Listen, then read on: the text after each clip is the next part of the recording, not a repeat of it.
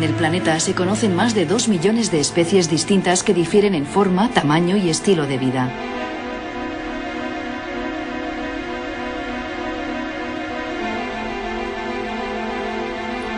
Esa apabullante variabilidad fue considerada durante la mayor parte de la historia como obra divina. Cada especie había sido creada siguiendo un patrón concreto. Cada individuo era una copia del arquetipo diseñado por Dios. Las pequeñas variaciones entre individuos de una misma especie no eran más que ruido, defectos en la ejecución de un plan divino en el imperfecto mundo terrenal. Tuvo que estar bien avanzado el siglo XIX para que se diera la vuelta a esta concepción y que Darwin demostrara que la variabilidad entre individuos es la clave y los arquetipos y patrones son nociones efímeras. Las sospechas de que las especies animales y vegetales no eran estáticas, sino que podían extinguirse y aparecer nuevas formas, venían ya de años atrás. Lo que Darwin consiguió fue unir los elementos sueltos que juntos llevaban a la indudable existencia de la evolución de las especies por selección natural. Uno de estos elementos, el tiempo. Según la Biblia, la vida tenía unas decenas de miles de años, insuficiente para que se originaran especies a partir de cambios sobre formas ya existentes.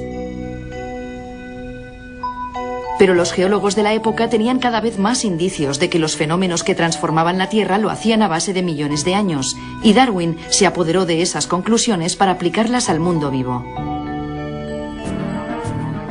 Otro elemento de la cadena que llevó a la teoría de Darwin es la superpoblación. Lo descubrió en un ensayo de Malthus, economista y demógrafo del siglo anterior. Afirmaba que los recursos naturales no crecen al mismo ritmo que la población humana y, por lo tanto, no son suficientes para mantenerla.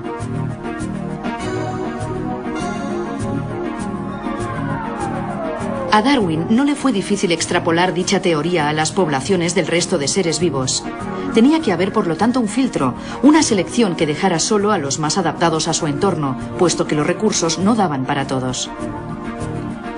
Ese filtro era la selección natural, que tenía que actuar sobre un fondo, sobre una amplia variedad de gamas de formas heredables, donde solo las más aptas al entorno sobrevivían y llegaban a reproducirse.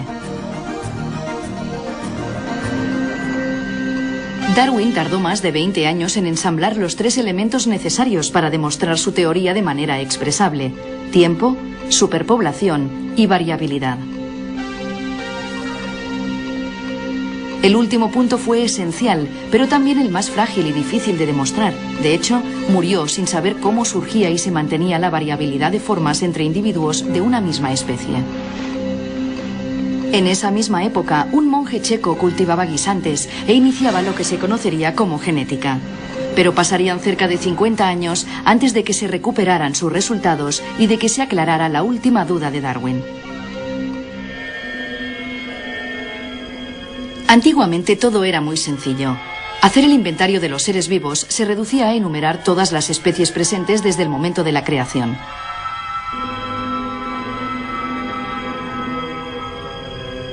Pero llegó Darwin y con él el conocimiento de que todos los seres vivos descienden de un antepasado común.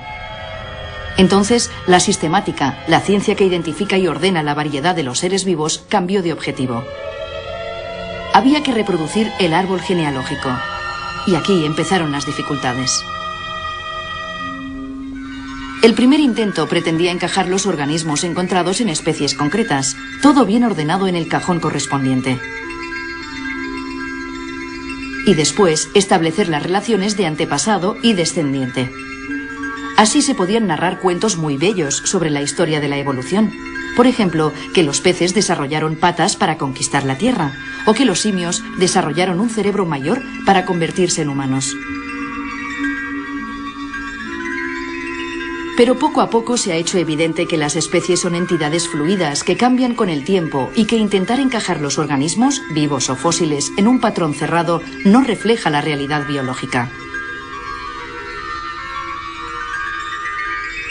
Nuestro concepto de especie descansa más sobre una necesidad académica que sobre lo que ocurre en la naturaleza.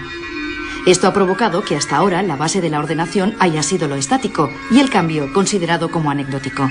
Pero actualmente se empiezan a invertir los papeles.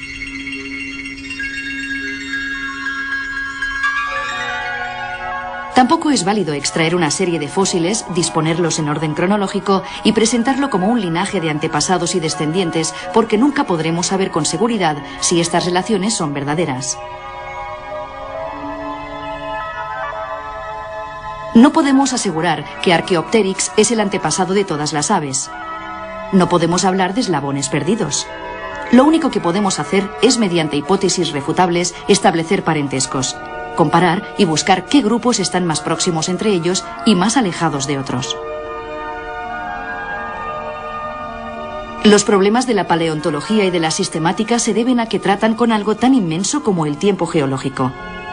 Hablamos de miles de millones de años, unos intervalos tan enormes que convierten los acontecimientos en suspiros, en algo tan desconectado como las estrellas en un espacio que no se mide por kilómetros, sino por años luz. Un fósil es un punto luminoso en un universo negro. Es como un signo de exclamación, pero no es una palabra, ni una frase, mucho menos una historia completa. Por eso, no podemos conectar un fósil con otro para contar un cuento.